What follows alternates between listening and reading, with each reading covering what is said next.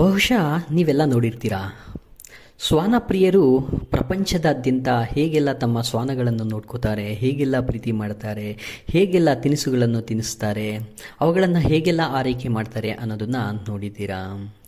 ಸ್ನೇಹಿತರೆ, ಇವತ್ತೊಂದು ಇಂಟ್ರೆಸ್ಟಿಂಗ್ ವಿಷಯ ಏನಂತ ಹೇಳಿದ್ರೆ, ಇಂದು ದೇಶದ ಗಮನವನ್ನೇ ಕರ್ನಾಟಕದ ಒಂದು ಶ್ವಾನ ಎಲ್ಲರ ಗಮನವನ್ನು ಸೆಳೆದಿದೆ.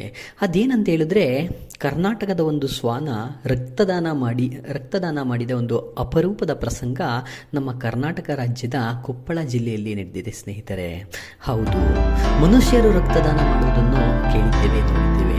ಆದರೆ ಪ್ರಾಣಿಗಳು ರಕ್ತದಾನ ಮಾಡುವುದನ್ನು ನೋಡಿದ್ದೀರಾ? ಖಂಡಿತ ಇರಲ್ಲ ಅನಿಸುತ್ತೆ.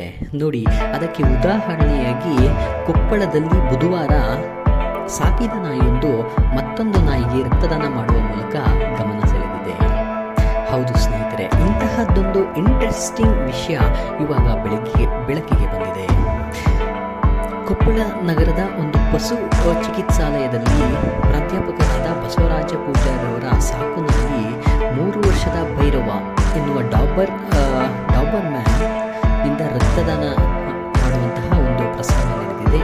ಅನಾರೋಗ್ಯದಿಂದ ಬಳಲುತ್ತಿದ್ದಂತಹ, ಅಂದರೆ ಹಿಮೋಗ್ಲೋಬಿನ್ ಶಕ್ತಿ 3ಕ್ಕೆ ತಲುಪಿದ್ದ ನಗರದ್ದೇ ಆದ 9 ವರ್ಷದ ಲ್ಯಾಬರ್ ನಾಯಿಯೊಂದಕ್ಕೆ, ಅಂದರೆ ಲ್ಯಾಬರ್ ಡಾಗ್ಗೆ ರಕ್ತದಾನ ಅವಶ್ಯಕವಿತ್ತು.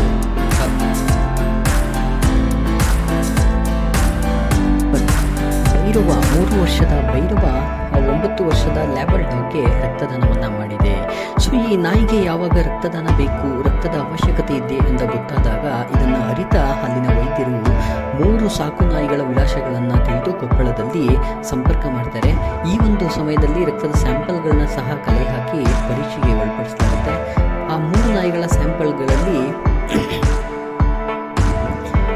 ಪ್ರೊಫೆಸರ್ ಬಸವರಾಜ್ ಪೂಜಾರ್ರವರ 3 ವರ್ಷದ ಡಾಬರ್ ಮ್ಯಾನ್ ಭೈರವ ತಲೆಯ ರಕ್ತವು ಹೊಂದಿಕೆಯಾಗುತ್ತೆ.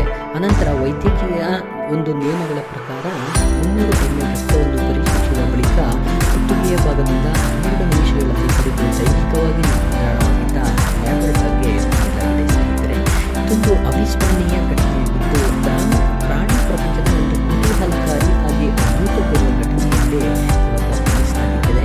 ಹಾಗೆ ದೇಶದಾದ್ಯಂತ ಈ ಒಂದು ಪ್ರಸಂಗವು ಇವಾಗ ಗಮನ ಸೆಳೆದಿದ್ದು ಕೊಪ್ಪಳದಲ್ಲಿ ಎಂಬುದು ವಿಶೇಷವಾಗಿದೆ. ಸ್ನೇಹಿತರೆ,